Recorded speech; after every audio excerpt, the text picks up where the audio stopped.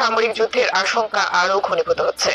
বিশ্লেষকরা বলছেন, এই যুদ্ধ যদি সত্যি শুরু হয় তার বিশ্বকে টেনে নিতে পারে তৃতীয় বিশ্বযুদ্ধের দ্বারপ্রান্তে।